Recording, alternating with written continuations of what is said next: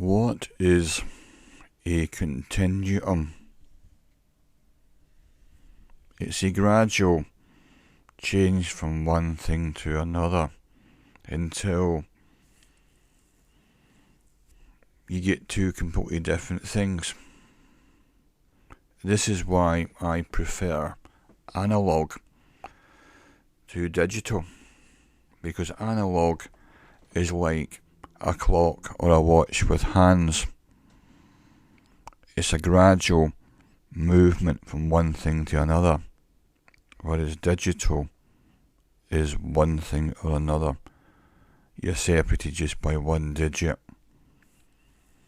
So, but most things in life are gradual changes from one state to another state.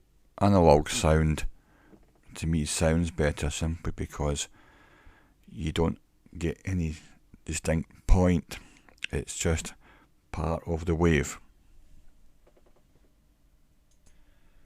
Old style analog photography was the same in that you just get a gradual change in colours or tones, whereas for digital photography it can be a bit harsh because at some point you've got to nominate what the pixel is. Is it this or is it that? And compressed music, compressed audio can often sound to me quite harsh because it's not smooth. If you're playing an instrument which has got strings, you're dealing with analog waves and then you're digitising them. If you get one colour and it changes into another colour, at some point, which colour is it?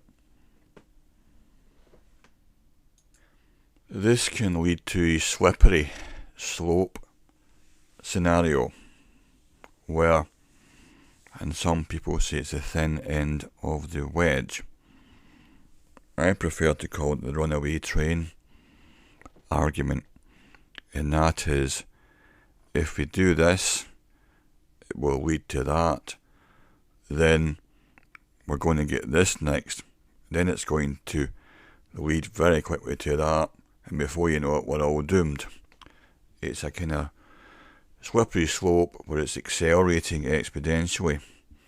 And I worked for someone who was pedantic and would pick up on tiny little matters all the time, and I would say, well, is it that important? And he would say, yes, because if you think about it, if you waste a sheet of A4 paper, then before you know it, you'll be wasting a rubber on a pencil. And then very quickly, we'll be stuck for a budget. We won't be getting paid, and this place will have to shut down. So rather than just say, well, perhaps it is a trivial matter, he would maintain a lot of his arguments by turning everything into doom, which is a form of a train running away. It's a runaway train argument which is extrapolating beyond what you'd reasonably expect things to. At some point, things will just level off. You might waste a piece of paper one day, the next day you might not bother at all, and the next day you might even save a piece of paper. It doesn't always run fast in one direction with increasing speed. You produce some type of policy doesn't mean that it can be extrapolated ad infinitum to an extreme level. So that's a kind of thin end of the wedge, slippery slope, runaway train argument, where the whole thing starts to compound on itself, and what seems to be a small thing, someone can justify their actions or inaction by saying, well, where's it going to lead?